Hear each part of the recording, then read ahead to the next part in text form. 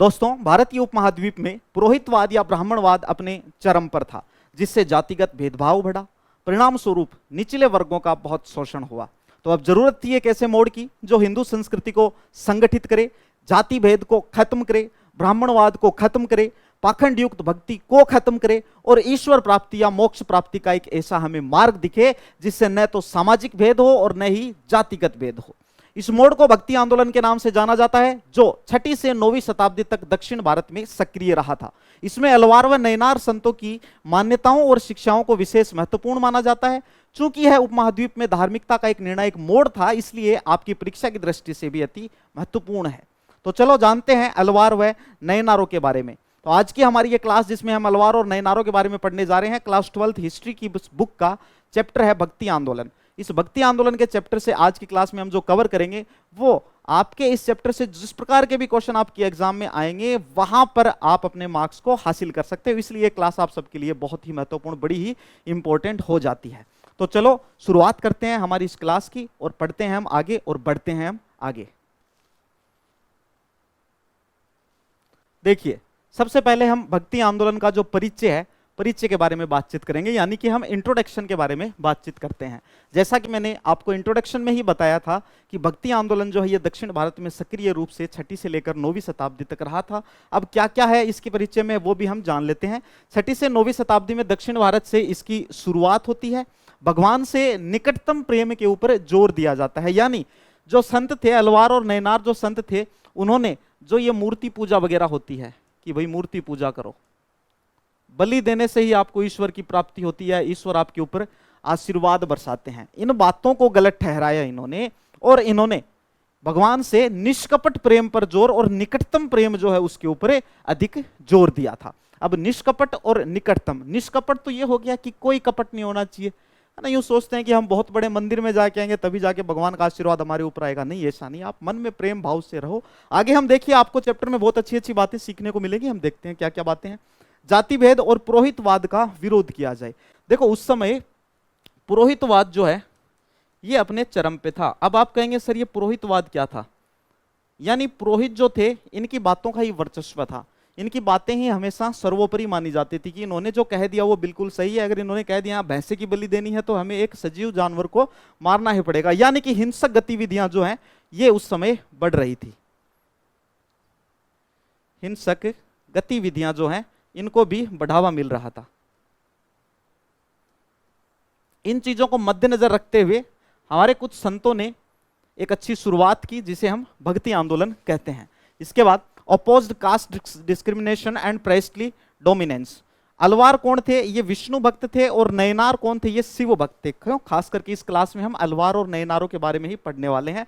तो अलवारों के बारे में सबसे मुख्य और सबसे पहली बात ये होगी कि अलवार विष्णु भक्त थे और नयनार शिव भक्त थे। आपकी एग्जाम में यहां से भी क्वेश्चन आ सकता है, यहां से भी क्वेश्चन आ सकता है और यहां से भी क्वेश्चन आ सकता है। ये तीनों फैक्ट आपको याद करने जरूरी है। आप कहेंगे सर कम से कम 3 नंबर का क्वेश्चन, नहीं बेटा, 1 नंबर का जो आपका ऑब्जेक्टिव टाइप क्वेश्चन आता है वह क्वेश्चन भी आपका यहां से बन सकता है। आपसे पूछ लिया जा सके कि भाई अलवार संत जो है ये कौन से भगवान के भक्त हैं? विष्णु के हैं, ये शिव के हैं, ये सूर्य भगवान के हैं, ये दुर्गा माता के हैं, ये किसके भक्त हैं? तो आपको याद रखना है अलवार किसके होंगे? विष्णु के। और नयनार किसके होंगे? भगवान शिव के भक्त होंगे। चलिए अब हम आगे देखते हैं और अच्छे से और समझते हैं। देखो, अलवारों का थोड़ा सा परिचय हम देखेंगे, इसके बाद में हम इनकी शिक्षाएं देखेंगे और इसके बाद में हम इनकी मान्यताएं देखेंगे। क्योंकि आज की हमारी क्लास का जो मेन टॉपिक था, आपने देखा होगा हमारी जो फर्स्ट स्लाइड थी, इसमें भारत में अलवार और नयनार संतों की मुख्य शिक्षाएं क्या हैं और मान्यताएं क्या हैं। देखो, ये एक बड़े वाला क्वेश्चन आया हुआ है आपके बोर्ड एग्जाम में। क्वेश्चन भी मैं आपको बताऊंगा, मैं आपके लिए क्वेश्चन भी लेके आया हूं और इस क्वेश्चन को किस तरह से मैंने सोल्व किया आपके लिए, बहुत ही छोटे छोटे पॉइंट्स में बहुत ही अच्छे से समराइज करके, ताकि ऐसा आंसर आप लिख के आओ तो आपके मैक्सिमम मार्क्स जो है वो मिले। Teaching and beliefs of Alvar and Nayanar saints in India class 12 history, ये हमारा आज का टॉपिक था और खास करके हम अलवारों और नयनारों के बारे में ही बातचीत करेंगे। तो चलिए अलवारों के बारे में जानते हैं। इनका परिचय क्या है भाई? तमिलनाडु की ये विष्णु भक्त थे, विष्णु भक्त थे या विष्णु संत थे, आप इनको कह सकते हैं। कुल 12 प्रमुख अलवार थे। तो फटाफट से कमेंट सेक्शन में मुझे बताओगे कि नयनारों की संख्या कितनी थी, फटाफट से बताओगे दोस्तों। इनका मुख्य ग्रंथ कौन सा था अलवारों का? दिव्य प्रबंधम। कौन सा था बेटा? दिव्य प्रबंधम। ये भी क्वेश्चन एग्जाम में पूछ लिया जाता है। कौन सा था बेटा? दिव्य प्रबंधम। दिव्य प्रबंधम जो है वो इनका क्या था? मुख्य ग्रंथ था। इसको तमिल वेद के नाम से भी जाना जाता है। किसके नाम से जाना जाता है बेटा? तमिल वेद। इसको तमिल वेद के नाम से जाना जाता है। भक्ति को व्यक्तिगत प्रेम का रूप किसने माना था? तमिलनाडु की ये जो विष्णु भक्त संत जो आपके ये अलवार हैं, इन्होंने माना था। क्या माना था इन्होंने? कि भक्ति जो है ये व्यक्तिगत प्रेम का एक क्या होता है? रूप होता है। आप भक्ति को जो लोग एक रूप दे रहे थे कि नहीं ये तो मूर्ति पूजा है, यहाँ तो बलि देनी होगी, यहाँ तो ये करना होगा, यहाँ तो वो करना होगा, इन्होंने उनकी उन बातों को खारिज किया और इन्होंने कहा यह एक व्यक्तिगत प्रेम का रूप है कि आप किस प्रकार से भगवान के लिए अपना प्रेम जता सकते हो, बस वही भक्ति है। इसके बाद आगे 5वीं से 10वीं शताब्दी तक ये क्या रहे बेटा? अलवार जो संत हैं इन्होंने अपनी शिक्षाएं जगह जगह पे दी और इन्होंने इस आंदोलन को आगे बढ़ाने में अपना बहुत योगदान दिया। अब इनकी शिक्षाएं क्या? इन्होंने कहा कि सर्वोच्च भगवान कौन? विष्णु। इन्होंने एक भगवान का रूप दिया, इन्होंने कहा कि सर्वोच्च भगवान कौन है? विष्णु भगवान है। इसके बाद भक्ति ही जो है यह भगवान तक पहुंचने का मार्ग है, यानी भक्ति है वही भगवान तक पहुंचने का मार्ग है। जाति भेद का इन्होंने विरोध किया कि जाति भेद नहीं होना चाहिए, कि भाई आप देखो, मैंने आपको पहले एक बार बताया था कि जो हमारे वर्ग हैं समाज में, जैसे ब्राह्मण, क्षत्रिय, वैश्य, शूद्र, इनके सबके अलग अलग काम होते थे, सबके अलग अलग काम। ब्राह्मण क्या करते थे? यज्ञ वगैरह करवाते थे, है ना। इसी प्रकार से क्षत्रिय क्या होते थे? राजा के साथ सेना में होते थे, है ना, युद्ध वगैरह किया करते थे। ठीक है, इस प्रकार से सबका अलग अलग कार्य था। वैश्यों का अलग कार्य था, शूद्रों का अलग कार्य था, इनमें जातियां होती थी। अब उन लोगों के साथ जातिगत भेदभाव किया जाता था भक्ति के नाम से भी, यानी कि ये जो मंदिर है या फिर ये जो प्रार्थना स्थल है, यहाँ पर इस जाति के लोग नहीं जा सकते। क्यों भाई? उन लोगों को भक्ति करने का अधिकार प्राप्त नहीं है। ये बात बिल्कुल गलत थी। तो अलवार ये चाहते थे कि जाति भेद जो है ये बिल्कुल खत्म हो जाए, इसलिए इन्होंने जाति भेद का विरोध किया। प्रेम, करुणा और नैतिक जीवन का इन्होंने संदेश दिया कि अपने जीवन में सभी से प्रेम बनाए रखो, अपने हृदय के अंदर दया का भाव संजोए रखो और एक नैतिक जीवन जीने का इन्होंने संदेश दिया था। इसके बाद इन्होंने पूजा में तमिल भाषा का क्या किया था? प्रयोग किया था। इन्होंने पूजा पाठ के अंदर अपने मंत्रोच्चारण जो है इनके अंदर इन्होंने तमिल भाषा का प्रयोग किया था। इसके बाद हम आगे इनकी मान्यताएं हैं। इनकी क्या क्या मान्यताएं थी? इन्होंने बोला कि मंदिर की जो यात्रा है ये सभी के लिए महत्वपूर्ण है और मंदिर यात्रा में ऐसा नहीं है कि उच्च वर्ग के लोग जो हैं उनको पहले एंट्री मिलेगी। है जो आजकल एक सिस्टम और चल गया, पता है आपको, मंदिरों में वीआईपी वाला, वीवीआईपी वाला, है ना, टिकट ले, पास ले, ये वाला सिस्टम। तो इन्होंने इसकी भी, ऐसा जो सिस्टम है इसका भी उन्होंने विरोध किया था। भगवान भक्त की पुकार जो है अवश्य सुनते हैं। आजकल आप सुनते होंगे अपने दादा से, दादी से, इनसे, नाना से, नानी से, वो बोलते हैं कि भगवान के घर में देर है अंधेर नहीं। तो इन्होंने भी यही कहा कि भगवान जो है ये भक्त की पुकार जो है वो अवश्य सुनते हैं। भक्त और भगवान का संबंध हमेशा किस पर आधारित होता है? प्रेम पर आधारित होता है। लेकिन आजकल लोगों में क्या है? लालच। आजकल प्रेम नहीं है, लालच है। आजकल लोग इतने ज्यादा स्वार्थी हो गए, भगवान से भी कुछ मांगते हैं तो पहले से बोलते हैं कि हमें ये चीज चाहिए, तब जाके हम आपकी 5100 रुपए का क्या करेंगे? प्रसाद चढ़ाएंगे। कहते हैं कि नहीं कहते हैं? ये लालच हो गया ना। भगवान जी हमारे सीयूईटी में इतने मार्क्स दिला दो, बोर्ड में हमारे 90% से ऊपर दिला दो, हम आपके 1100 रुपए का प्रसाद चढ़ा देंगे। गलत चीज है कि नहीं है? तो आज के बाद आप में से ऐसा कोई नहीं करेगा। सिर्फ इतना बोलो कि हे भगवान, हम हमारे कर्म कर रहे हैं और हमारे कर्म का फल हम तक समय से पहुंचा देना, बस इतना ही होता है।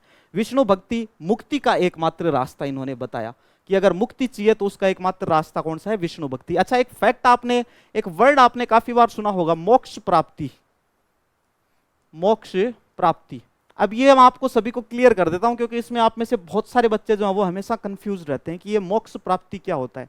कुछ बच्चों का सोचना है कि मोक्ष प्राप्ति यानी अगर किसी व्यक्ति की मृत्यु हो गई तो उसको मोक्ष मिल गया।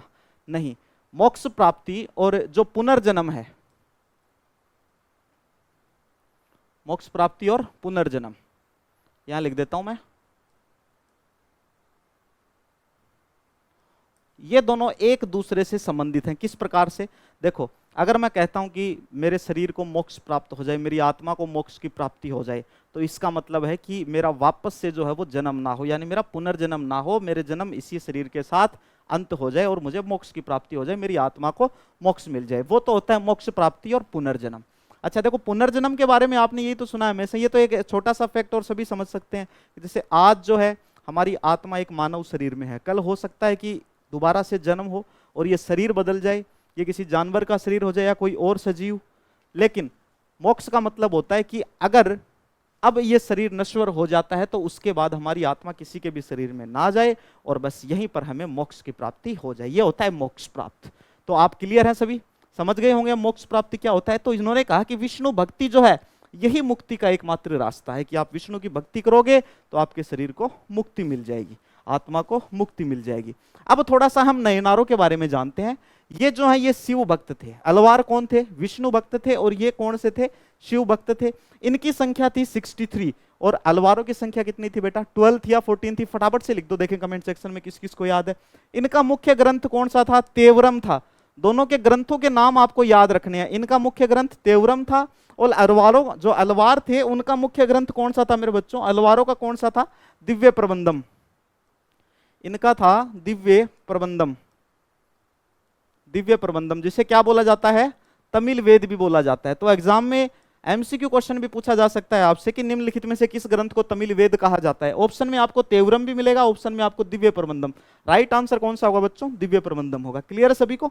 दक्षिण भारत में शैव भक्ति को लोकप्रिय किन्होंने बनाया था बेटा? नयनारों ने बनाया था। दक्षिण भारत के अंदर शिव भक्ति को सबसे ज्यादा फेमस किन्होंने बनाया? नयनारों ने बनाया।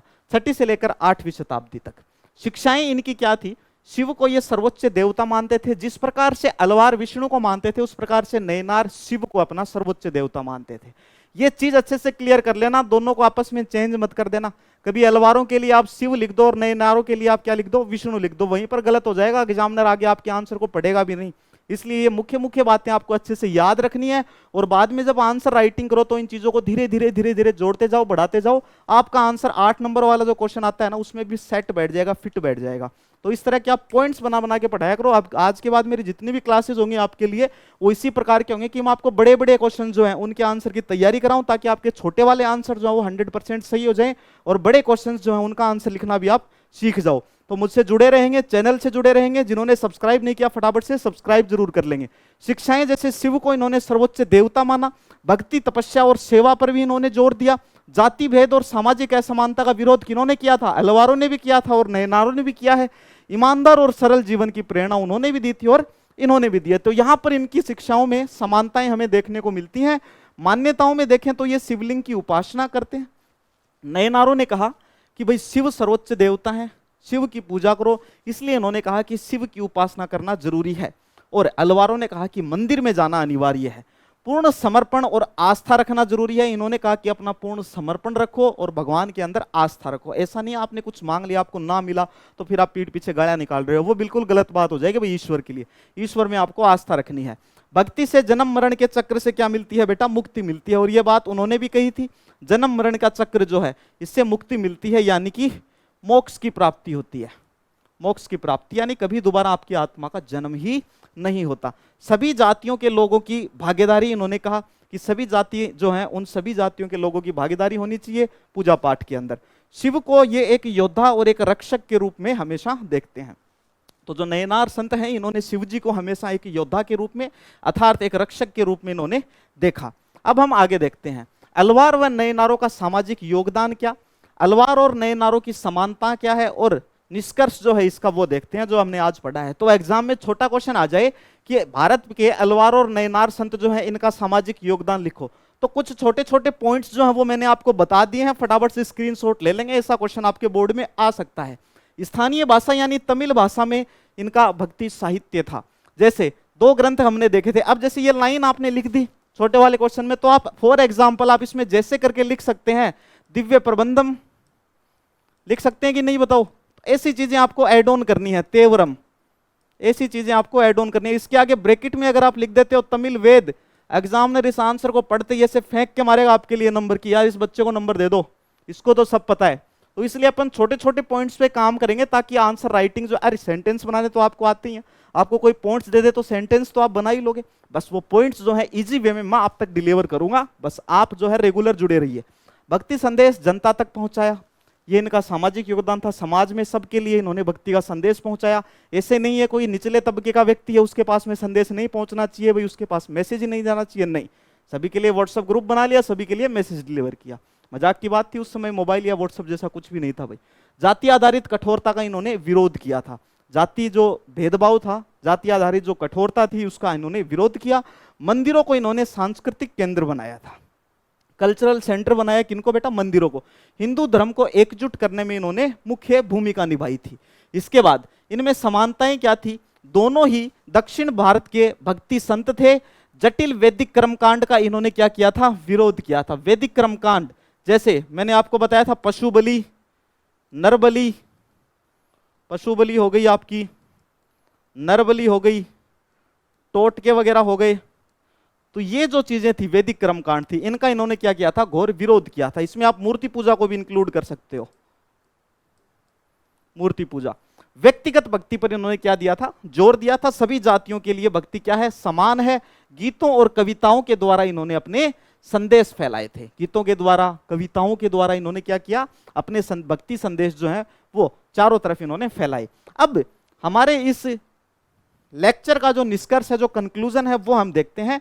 अलवार और नैनार संतों ने, अभी रुको, क्वेश्चंस भी करवाऊंगा मैं आपको, आपके लिए मैं एमसीक्यू क्वेश्चन और एक बड़े वाला क्वेश्चन भी लेके आऊं, तो अपन वो भी करेंगे। अलवार और नैनार संतों ने भारतीय भक्ति आंदोलन को नई दिशा दी थी। धार्मिक और सामाजिक सुधारों में इन्होंने अपना अहम योगदान दिया। आज भी उनकी शिक्षाएं दक्षिण भारतीय संस्कृति में जीवित देखने को हमें मिलती हैं, इसीलिए तो आप पढ़ रहे हैं आजकल। चलिए अब आगे देखिए, निम्नलिखित में से कौन सा जोड़ा सही सुमेलित नहीं है बेटा। अब ये एक एमसीक्यू क्वेश्चन है। एक तरफ सूफी संत है, उनका नाम दिया गया है, और एक तरफ क्षेत्र की, कौन से सूफी संत कौन से क्षेत्र से संबंधित है। अब ये मैच द फॉलोइंग नहीं है। अब जैसे शेख मोइनुद्दीन चिश्ती अजमेर से संबंधित है, बात सही है, बिल्कुल सही है। इन्होंने पूछा है कि सही सुमेलित नहीं है, तो कौन सा सही सुमेलित नहीं है, फटाफट से कमेंट सेक्शन में आप मुझे इस क्वेश्चन का आंसर जरूर देंगे। नेक्स्ट क्वेश्चन क्या कह रहा है, कल्पना कीजिए कि आप नलियीरा दिव्य प्रबंधम पढ़ रहे हैं, जो तमिल में एक महत्वपूर्ण ग्रंथ है। इस संग्रह को अक्सर तमिल वेद क्यों कहा जाता है। नलियीरा दिव्य प्रबंधम, जिसे हम तमिल वेद कहते हैं, जिसका 2-3 बार हम नाम भी लिख चुके हैं दिव्य प्रबंधम का, तो इसको तमिल वेद क्यों कहा जाता है, क्या कारण है। इसमें तमिल समाज के कानून और नियम है इसलिए कहा जाता है, या इसका धार्मिक महत्व वेदों के समान है इसलिए कहा जाता है, या यह ऐतिहासिक घटनाओं का एक बड़ा दस्तावेज है इसलिए कहा जाता है, या यह मंदिर निर्माण की एक नियमावली है, यानी किस प्रकार से मंदिर बनाने हैं उसके ये नियम है। तो ये 4 स्टेटमेंट आपको दिए हुए हैं। इसका आंसर चलो आपको मैं बता देता हूं, लेकिन इसका आंसर आप सारे बच्चे जो है कमेंट सेक्शन के अंदर कमेंट जरूर करेंगे, देखता हूं किस किस को पता है ना। ये वाला किससे संबंधित था आपका, सूफी आंदोलन से। भक्ति आंदोलन के बारे में पढ़ाया मैंने आपको, और सूफी आंदोलन के बारे में भी मैं आपके लिए जरूर एक शानदार सी क्लास लेके आऊंगा, लेकिन आपने ये चीजें पढ़ी हुई हैं इसलिए क्वेश्चन मैं आपके लिए छोड़ रहा हूं। ये आप जो मुझे कमेंट सेक्शन में कमेंट करके बताएंगे। और जो दिव्य प्रबंधम है, ये बेटा धार्मिक महत्व जो है इसका, ये वेदों के समान था, इसलिए इसको क्या कहा जाता है, तमिल वेद कहा जाता है। बाकी इसमें मंदिरों से संबंधित कोई नियम वगैरह ऐसी कोई चीजें नहीं है। अब एक क्वेश्चन देखिए, क्वेश्चन है, पौराणिक हिंदू धर्म ने वैष्णववाद और शैववाद के विकास में कैसे योगदान किया, स्पष्ट कीजिए। अब हमने इतनी सारी चीजें पढ़ी हैं, लेकिन आपने कहीं पे पढ़ा कि हमने वैष्णववाद या शैववाद का नाम लिया होगा, नाम नहीं लिया। अब आप क्वेश्चन देखते ही चकरा जाओगे, बोले यार गुरुजी इतनी देर पढ़ा तो दिया आपने, लेकिन ये 2 नाम आए नहीं, और इसका आंसर हम कैसे दे सकते हैं, आपने जो चीज पढ़ाई। मैं बोल रहा हूं कि इस क्वेश्चन का आंसर जो मैंने आपको चीजें पढ़ाई हैं उसी में निहित है। अगर क्वेश्चन ऐसे होता कि भारत में, क्वेश्चन क्या होता बेटा, भारत में अलवार व नयनार संतों की शिक्षाएं, उनकी मान्यताएं, या फिर आप कह सकते हैं भारत में अलवार व नयनार संतों की शिक्षाएं और मान्यताएं व समानताएं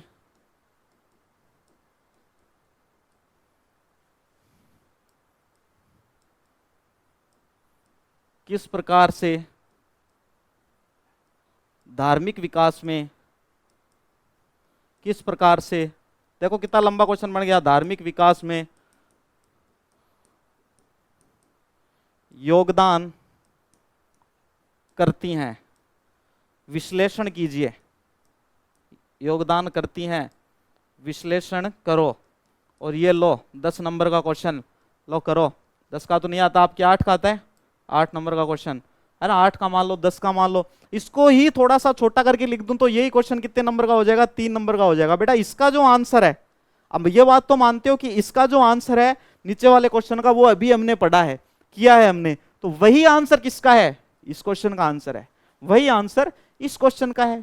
ठीक उसी तरीके से आपको चीजें लिखनी है, ठीक उसी तरीके से थोड़े थोड़े एग्जाम्पल लगाने हैं और सेंटेंसेस को फॉर्म करना है, आपका आंसर लिखा जाएगा। और लास्ट में आपको कंक्लूजन जरूर लिखना है। बड़े वाले क्वेश्चन होते हैं उनमें अगर आप कंक्लूजन लिखते हैं, निष्कर्ष लिखते हैं, तो भाई अप्रोच जो एग्जामिनर की आपके प्रति बहुत ही अच्छी पॉजिटिव हो जाती है, जिससे आपको अच्छे मार्क्स मिलते हैं।